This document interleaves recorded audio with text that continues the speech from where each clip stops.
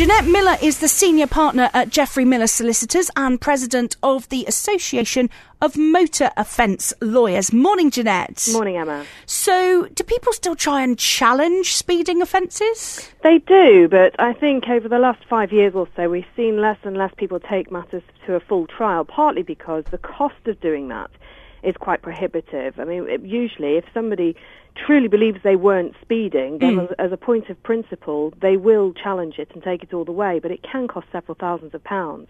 And most people are prepared to swallow their principles when they're told the cost of that. So, versus a fine. Yeah, so really the odds are stacked against the motorist, particularly if you are truly innocent.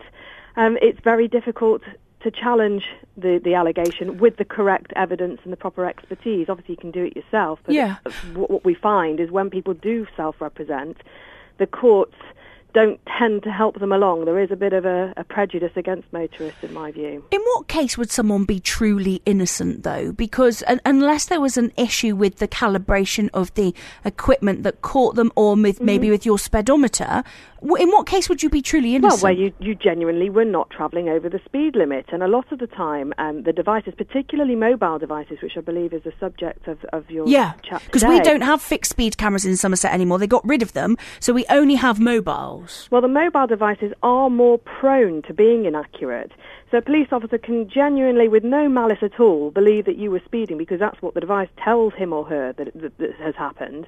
But because it may not have been set up correctly and various alignment checks may not have taken place, a device may not actually be pointing at you properly and could be pointing at another vehicle that gives off a speed measurement that is over the limit, but you're actually not travelling over the limit. So that's the most common situation where we get involved to challenge them. There's a case of Brian Wiltshire way back in, I think, 2007, and it was publicised quite heavily, where an officer of over 20 years' experience genuinely believed that he'd set up the device correctly.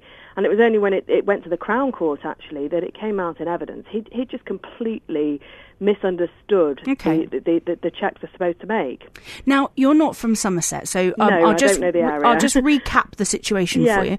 So you're coming down the M5 motorway, and you come off the M5 motorway, you exit, and you bear left. And when you bear left, there is a very short section of 2 lanes, because there's a huge park and ride on the right-hand side. So there's a filter lane that goes off to right, and then there are 2 lanes that go across some traffic lights, another 2 lanes, and then they filter back into 1 lane, and then you head into a village. Now, the 30-mile-an-hour gateway signs, the big yellow gateway signs, are the other side of the motorway junction. So you will have had to have approached from the other side to see them, come under the motorway bridge, and then continued on. So if you've come off the motorway, you don't actually get to see those 30-mile-an-hour signs. Now, am I right in saying legally that is how it works, because you're not legally obliged to have those repeater signs in a 30-mile-an-hour zone? Well, as long as there are signs to indicate where the speed limit changes, so if it does drop down from the motorway speed limit down to 30, so as long as those signs are in place at that point,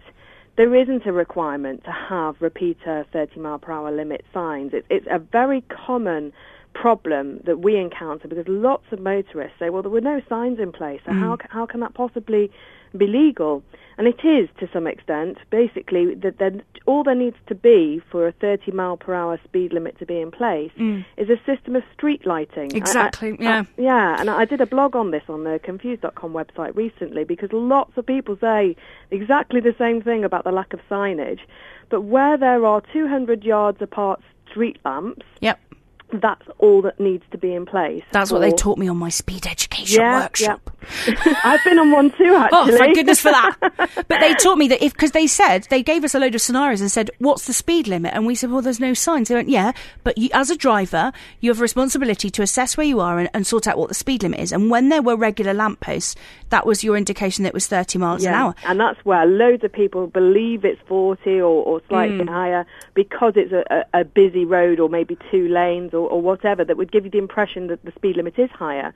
But the street lighting is the clue. So watch out for the street lights. Oh, I love the fact that the president of the Association of Motor Offence Lawyers has had to do the naughty driver workshop as well. It was very, very embarrassing. Embarrassing, but interesting. It actually was interesting. I didn't think it needed to last 4 hours, but I actually learned some things on it, I must say. Great to talk to you, Jeanette. Thank you. You too. Jeanette Thanks. Miller there, senior partner at Geoffrey Miller Solicitors.